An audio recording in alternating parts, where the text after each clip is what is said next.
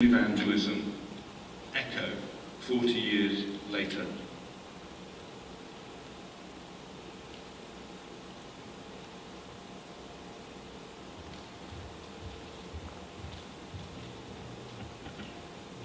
By the 1960s, clearer boundaries had been drawn between those who argued that mission and evangelism consisted only of social action, works for economic and political justice, efforts for peace and reconciliation, and those who argued that proclamation had to be central or the fundamental characteristic in any proper Christian missiology.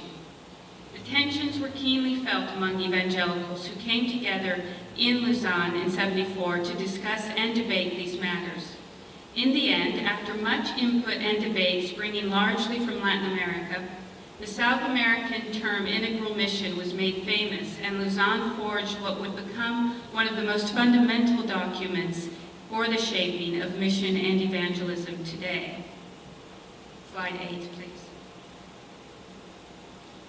The '74 Covenant itself attempts to make clear that evangelism properly done must hold on to both proclamation of Jesus and social justice. Proclamation without acts of justice is not really or fully bringing the good news of Jesus, and neither are acts of justice fully just without bringing the proclamation of Jesus.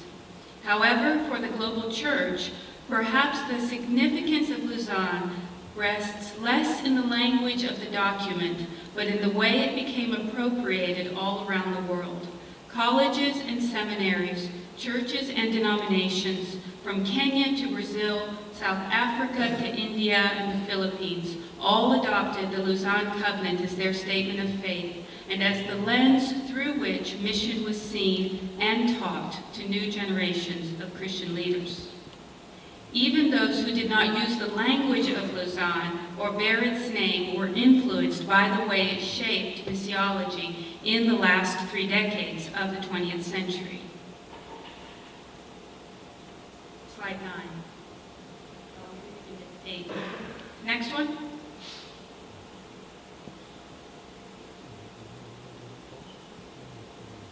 Other parts of the covenant, besides the one that's quoted, and you have the full covenant in your reader, other parts of the covenant include paragraphs on social responsibility and evangelism and the need for collaboration.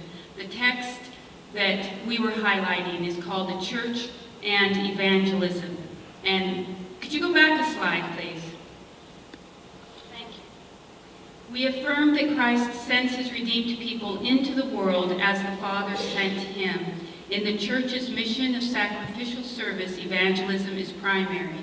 World evangelization requires the whole church to take the whole gospel to the whole world. The church is at the very center of God's cosmic purpose and is his appointed means of spreading the gospel. But a church which preaches the gospel must itself be marked by the cross. It becomes a stumbling block to evangelism when it betrays the gospel or lacks a living faith in God, a genuine love for people, or scrupulous honesty in all things, including promotion and finance. Yet Lausanne, like Uppsala and so many other statements on mission, still assumes, at least in their language, the dichotomy between mission and social action, between mission as social action and mission as proclamation. It is still an assumed dichotomy in all the texts. There are a number of problems in the discussions of mission and evangelism in world Christianity today, 2 of which seem to be primary. One is the issue of language. We have no common language, and we continue to work within dichotomies between these 2, between social justice, between proclamation. A second and related issue is the absence of narrative. The statements and documents produced by churches or Christian organizations from pretty much everywhere tend to be propositional in character. It's a very Western way of thinking, though not all in the West think like that. And it is valid in its own right, but it isn't the only way of doing things. perhaps the biblical narratives in Mark 5 offer us a way forwards, a lens through which we can overcome the unhelpful dichotomy between proclamation and action, and a way to call us all back to what we call holistic evangelism. Mark, the Gospel of Mark presents the reader with 3 snapshots of Jesus' ministry, if you'll recall. He takes some care to record the context in which those stories occur, what Jesus did, and in particular, the impact Jesus had and the people's reaction to Jesus. In the first snapshot, Jesus encounters a demon-possessed man in the region of Gerasene and delivers him from his affliction. The second snapshot within that chapter is Jesus is on his way to the house of Jairus, a local religious leader. While he's on the way, a woman who had suffered from a long illness stops him. While Jesus is busy healing the woman, Jairus' daughter dies. The final snapshot is of Jesus restoring her back to life.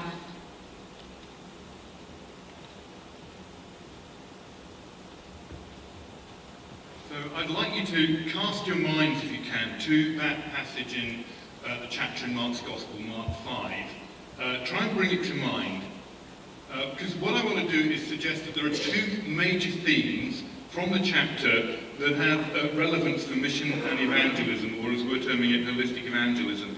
There's the authority and the power of Jesus, and there's also indications of the sheer breadth of God's love and mercy and the power of the gospel. So we see, first of all, that Jesus has power over evil. He has power over disease and illness. And he has power over death itself, which hints towards his own forthcoming death and resurrection. The early church recognized the importance of acknowledging Jesus' power and authority in the very first Christian creed. Simply, Jesus is Lord. It's an assertion that Jesus Christ, the Son of God, holds ultimate power and authority over all things. And if you tie that in with the end of Matthew's Gospel, Matthew 28, authority in heaven and earth is given to me, he says.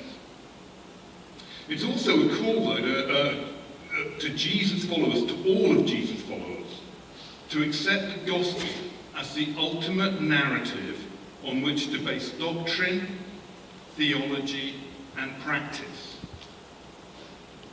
If you hark back to the story of the teenager with which Rosalee started this, if Jesus is really all of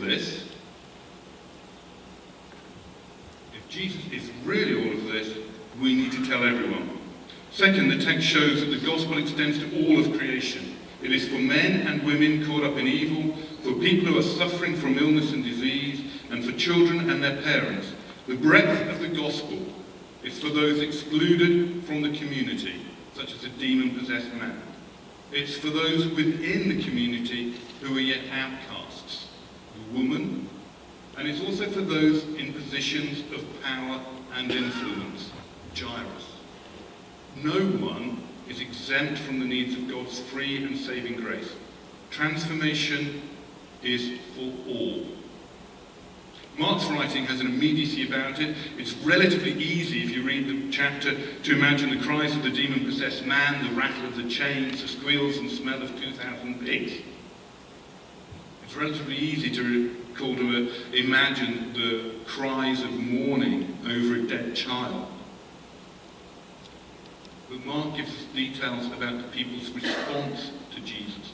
Some are fearful, others are angry, some are amazed, and others cannot but help tell their stories of what Jesus has done. And yet others laugh and mock. And so the question posed to all whom Jesus encounters is this: how will you respond? It's not simply an academic question, it's a personal question for all of us here. How will you respond? How have we responded? Slide 12, we're going to whip through fairly quickly, and I'm going to leave you to sort of just look at it, because that starts giving shape, if you like, to what we would consider holistic evangelism to be. It's the example of Jesus. And as we celebrate it, and as we seek to learn from it, we're reminded that Jesus is Lord. And therefore we must proclaim his authority and the breadth and grace of his love and reach. This is the fullness of the mission. This is what we want to term holistic evangelization, and we must practice it just as Jesus did. We need to learn how to do evangelism as he did, how to proclaim that salvation comes from God and the implications of that proclamation, which are political and economic as well as spiritual. But truly biblical evangelism also demands that divisions amongst Christians be overcome. Like Jesus in chapter 5 of Mark's Gospels, we're called to bring the good news to all, to outcasts, to women, to men, to children, the sick and the needy, and the religious leaders. Not only are we called, but we're also enabled by the Father and the Son through the Spirit to carry out God's mission. Such that the core characteristic of the church should be, and must always be, to let the whole earth hear the whole gospel, in word, in deed, and in character. We were involved, and we heard mention the document, which you've got in your reader, Christian Witness in a Multi-Religious World, that was produced and published by the Roman Catholic Church and the World Evangelical Alliance and the World Council of Churches. It's a wonderful reminder of the importance and the mandate for evangelism. It's a deeply significant document. The first word is mission and the last word is mission. And Christian Witness calls us to ensure that we practice our evangelization within the boundaries of the values of the reign of God, with integrity, with love, as we care for men, women, children, and all of creation, knowing that as we come to Jesus and plead with him for aid, as did Jairus, God willingly and freely and always will give it.